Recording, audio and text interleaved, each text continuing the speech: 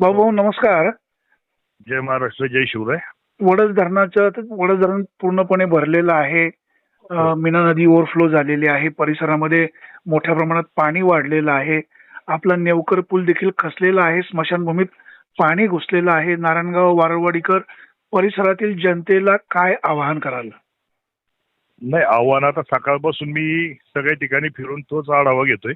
अच्छा, लोकांना सांगितलंय सकाळी. काय काय परिस्थिती? इंदिरानगर मधल्या बऱ्याच ठिकाणी पाणी गेले घरांमध्ये. ते पण परिस्थिती त्यांना सगळी तिथली साहित्य बाहेर काढून तिथले सगळी लोक हलवलीत आपण. त्याचबरोबर नागरिकांना आव्हान हेच आहे की अजूनही अशी माहिती मिळते की 12 नंतरचं अधिकचं पाणी सुटणार आहे. त्यामुळं विनंती सगळ्यांना हीच आहे की नदी पात्रापाशी जाऊ नका. लाईटच्या पोल पाशी सुद्धा कुणी जायचा प्रयत्न करू नका. कारण कदाचित लाईटचा करंट तो उतरू शकतो, अर्थिंग उतरू शकते आणि पाण्यामध्ये करंट आला तर जास्तीचं नुकसान आपल्याला तब्येतीसाठी होऊ शकतं.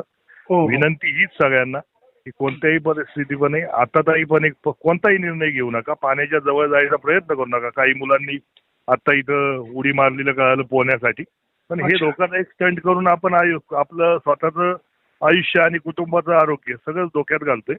विनंती हीच आहे सगळ्यांना की कोणत्याही स्वरूपाचा आताताईपणा करू नका. काही अडचण वाटली प्रशासनाशी संपर्क साधा. ग्रामपंचायत आपल्या सेवेसाठी कायम आहे. आता तो वारळवाडीचा जो नेवकर पूल आहे तो थोडा खचला अशी माहिती मिळते. नेवकर पूल नाही खचलेला, बाजूनी जे गेलंय समजा. अच्छा अच्छा. नेवकर पुलाचं जे बाजूचं आहे किंवा कठडे वगैरे कठडे आहेत किंवा पलीकडे जे रासाळांची हे होती जागा, तिथं काही शेड होते ते वाहून गेलेत अशी माहिती. आणि स्मशानभूमीत काय पाणी घुसले का? स्मशानभूमीमध्ये आपलं जे दशक्रियेचं शेड आहे तिथं पण पाणी आलंय आतमध्ये. आणि अनेक वर्षानंतरची ही परिस्थिती आहे. गार्डन मध्ये पाणी आहे. हो. आता या परिसरामध्ये म्हणजे खाली आनंदवाडी किंवा हिवरे वगैरे या परिसरामध्ये जे नदीच्या कडेला लोक राहत आहेत किंवा शेतकऱ्यांचे कृषीपंप नदीच्या कडेला आहेत, काही शेतकरी कृषीपंप काढण्याचा प्रयत्न करतात, अशा सर्व लोकांना तुम्ही काय आवाहन कराल? काय सांगा? आव्हान हेच आहे, पहिली स्वतःची काळजी घेतली पाहिजे, जीविताची काळजी घेतली पाहिजे. बाकी सगळं उभं करता येईल. समजा शेतीपंप पाणी जास्त असेल तर कुणी त्याच्यासाठी प्रयत्न करू नका. किंवा मी मागेच सांगितलं की कदाचित त्याच्यात करंट उतरू शकतो पाण्यामध्ये, अशी पण परिस्थिती काही ठिकाणी होते. त्यामुळे विनंती आहे की आपल्या जीविताला पहिलं जपलं पाहिजे आणि त्या माध्यमातून काम केलं पाहिजे. शेतकऱ्यांना देखील तीच विनंती आहे किंवा आपल्या सगळ्याच परिसरातल्या लोकांना विनंती हीच आहे की आपण आपली काळजी घ्या. काही अडचणी वाटल्या प्रशासनाशी संपर्क साधा. हो, धन्यवाद आपण जनतेला आवाहन केल्याबद्दल. ओके, नमस्कार. नमस्कार.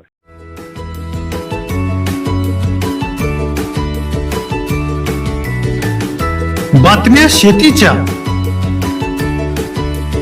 बातम्या मातीच्या,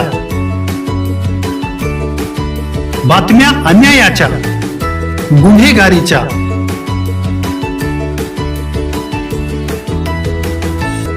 राजकारणाच्या आणि समाजकारणाच्या, शोषणाविरुद्ध बुलंद आवाज, जनसामान्यांच्या हुंकाराची गाज, सत्कार्याला प्रोत्साहन, दुष्कृत्याला अनुशासन,